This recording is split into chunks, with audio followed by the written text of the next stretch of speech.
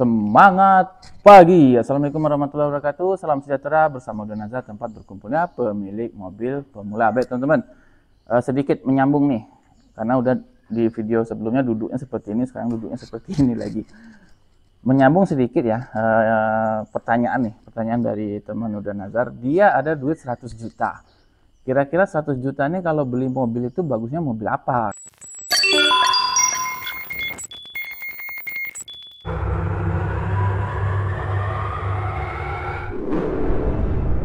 Baik teman-teman, pertanyaan ini sebenarnya udah Nazar nggak mau jawab, cuma harus dijawab gitu. Pertanyaan ini susah loh sebenarnya. Susahnya tuh gini, menjawabnya tuh susah. 100 juta bagusnya beli mobil apa? Nah, kan bingung kita udah Nazar nih. Karena apa? Karena udah Nazar harus tahu dulu nih, keinginan teman-teman tuh apa gitu kan. Mobilnya tuh untuk apa? Kegunaannya apa? Apakah setiap hari dipakai? Apakah untuk dirental? Apakah untuk pribadi gitu? Kemudian inginnya seperti apa? Apakah hemat BBM? Apakah spare partnya yang murah itu? Jadi udah Nazar susah. Misalnya begini, kemarin dia bertanya, udah Nazar, saya punya duit 100 juta. Kira-kira mobil apa itu yang mau dibeli? Kemudian udah Nazar, udah beli aja mobil ini. Wah, terus dia bilang, itu mobilnya gini, kata orang susah itu, nanti udah jalan segitu dia gini begini. Nah, dan Nazar bilang, ya udah kalau gitu mobil ini aja. Aduh, itu sempit mobilnya, udah nggak bisa untuk keluarga besar. Ya udahlah kalau gitu mobil ini. Waduh, itu boros BBM-nya. Jadi udah Nazar sendiri bingung gitu jawabnya. Jadi ini sekedar berbagi pengalaman aja ya. Kalau kita punya uang 100 juta, itu teman-teman harus menentukan dulu itu mobilnya itu mobil untuk apa. Misalnya untuk keluarga, ya udah teman-teman harus fokus dulu cari mobil untuk keluarga. Namanya untuk keluarga apa? Kapasitasnya udah jelas, kabinnya besar. Misalnya nih kayak Suzuki EPV itu luas, atau Toyota Innova itu luas. Nah kemudian teman-teman juga harus lihat dulu, ketika 100 juta teman-teman pengen Toyota Innova, itu udah jelas nggak bisa yang tahun-tahun 2020, 2021 itu nggak mungkin ya. Minimal pasti itu misalnya di 2008, 2010. Itu terus teman-teman harus paham juga. Jadi agak susah. Seperti yang cerita udah tadi itu, udah Nazar udah beli mobil ini aja nih, kebetulan ada yang jual. Terus dia bilang, alah itu mobilnya tahun 2005, udah tua gitu. Nah, ya kan.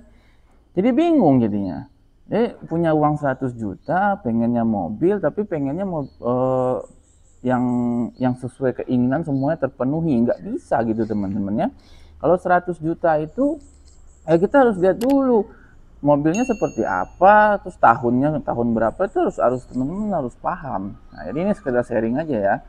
Nah, kemudian gini, satu lagi yang udah ingin sampaikan itu, ketika kita ini mohon maaf ya, bagi kita terutama udah, dan mungkin teman-teman juga yang memang ekonominya tuh menengah ke bawah istilahnya tuh, kalau mau beli mobil itu ya udah pas-pasan 100 juta gitu.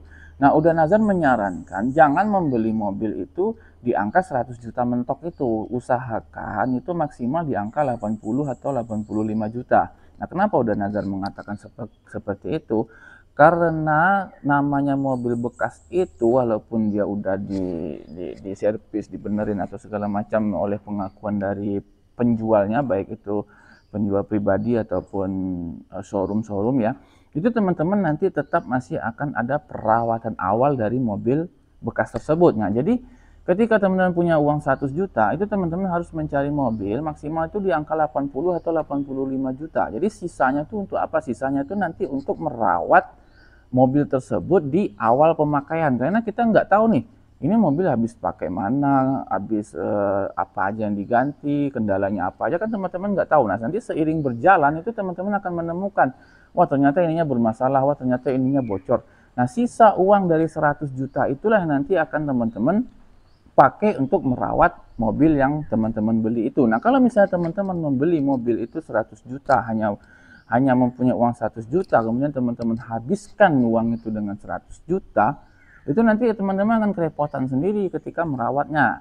Dengan catatan udah lupa tadi, kalau teman-teman pengen belinya dengan cash. Nah, ini catatan ya.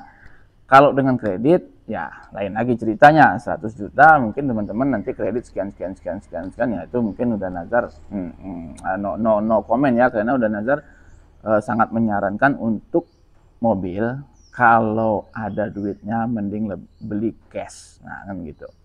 Oke, segitu aja teman-temannya. Ini menjawab sedikit aja pengalaman Uda Nazar dengan pertanyaan teman yang kemarin dia tanya kalau ada duit 100 juta mobil apa bagusnya. Jadi Uda Nazar nggak bakalan ngomong oh mobil A, B, C, D, nggak bakal ngomong gitu. Karena apa? Karena masing-masing teman, masing-masing orang itu beda. Nanti dibilang A, wah ini gini-gini, bilang B gini-gini, C gini-gini ya. Uda Nazar repot gitu. Tapi kalau teman-teman kurang puas dengan pertanyaan udah, silakan ya cari aja di referensi di video-video lain seperti Dokter Mobil, Moladin, Fitra Eri, Ridwan dan lain-lain. Itu udah youtuber terkenal ya. Oke, baik teman-teman, sekian dulu sharing-sharing Uda Nazar kali ini. Semoga bermanfaat. Terima kasih sudah menonton. Assalamualaikum warahmatullahi wabarakatuh. Salam sejahtera, semangat pagi.